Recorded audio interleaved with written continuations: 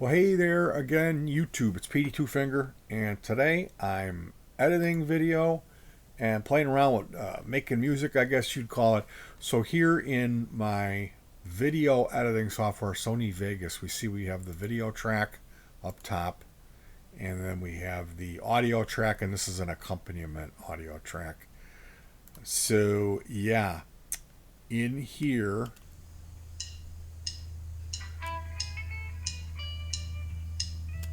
I'm thinking of cleaning up this audio. I've already done some work on it because one of the channels was much quieter than the other.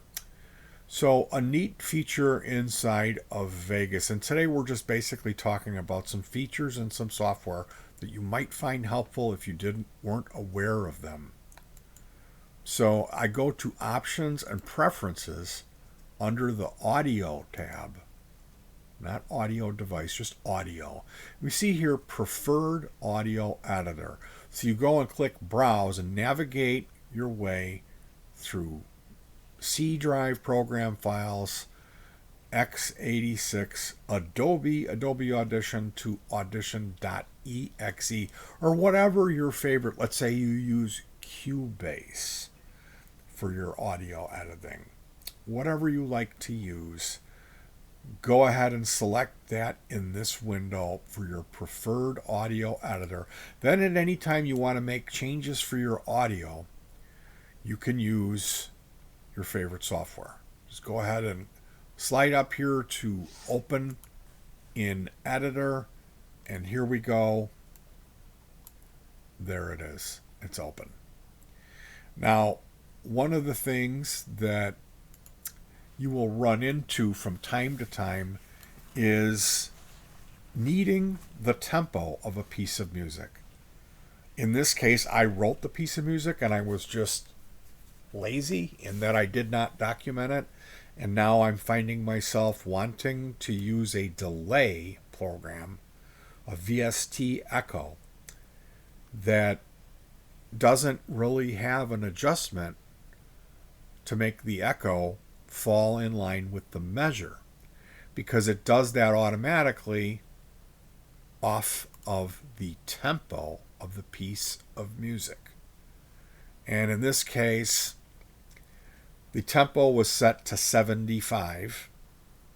When I went over here and loaded it in, the software doesn't know what tempo the song is, and it doesn't auto-detect it, and it defaults to 75, and that was making the echo fall out of time, which did not sound pleasing to the ear. The echo should fall in rhythm with the drummer or the beat of the song. So how do you figure out the tempo? Well, that's where this other piece of software called Reaper. And Reaper has a feature which I was pretty sure that it had it. I had to Google it. Here's the tempo, 120. Do you see that? And when I'm moving my mouse, all of a sudden the BPM changes to tap. So we go to tap. I just tapped it two times quickly. Whoa, it's up at 174. That's pretty quick. We're going to change it back to stock of 120. We're going to grab my file of music and drag it in here and take a look and see if we can't figure out, well, there, it's not even lined up with the measure. So we're going to go right click. It opens up the main window, and it says here, nudge item to nudge it over is N. So let's try that. I'm going to hit N on my keyboard. And then this window pops up here, and it's set to 20 spaces. So I can nudge it over by 20.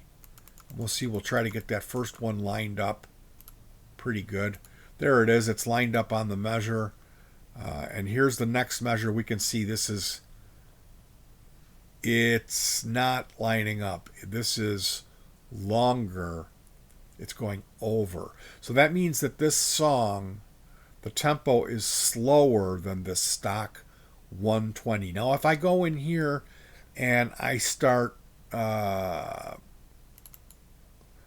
adjusting it, it's going to also adjust the song.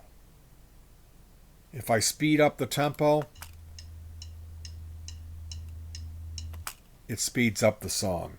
So it's important to not change the tempo unless you want to change the song. That's the stock tempo. So what I'm going to do is, there's a metronome here. I can enable that. And we need that metronome to be firing at the same time as these clicks here, and they need to line up with these lines. So what I'm going to do, I'm going to listen to this, get a feel for it. Now I'm going to delete the song and get it out of there and go ahead and tap.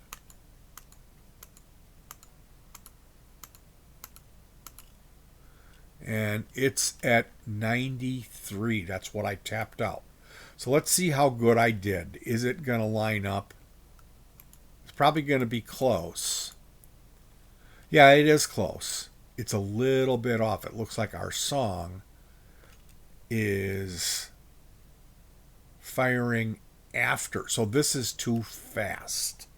So we need to slow this down. So I'm just going to try 90 because that would make sense that I would use a even number.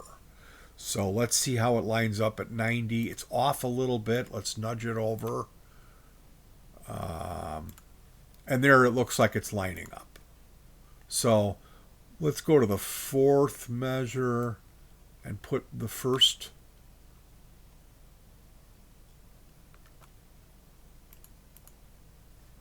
I'm going to actually have to change the number that it's sliding over by because it's a lot. Let's try a 5 and get it right in the middle.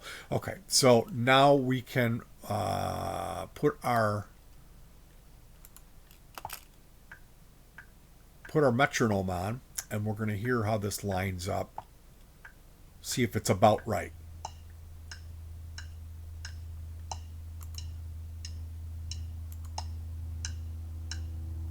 Close enough. So that's how you can use Reaper DAW to determine the tempo of any piece of music. And now I have that number. Now I know this song, old number 57. I should have called it old number 90. And then what I can do here is show you what this delay sounds like. If we go over to multitrack mode, it's going to show me the tempo is at 90.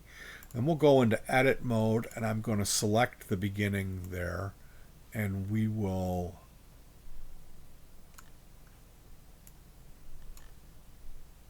go back to our TAL dubbed delay and throw on a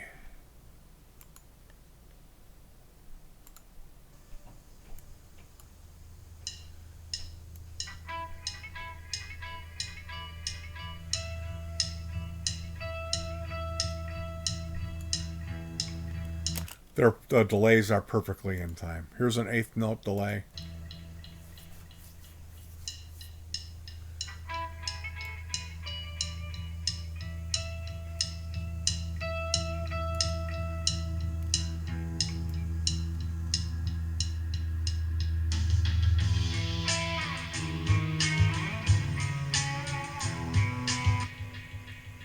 So that's a much more musical sounding.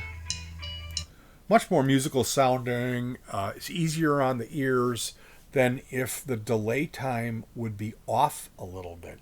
And in that case, on that plugin, there's no adjuster to change the delay time. It's just adjust between, is the delay going to repeat on the 8th note, the quarter note, and so on and so forth. So it's important to have your tempo matched. So I would call this video cross-platform tempo matching, because that's basically what we did.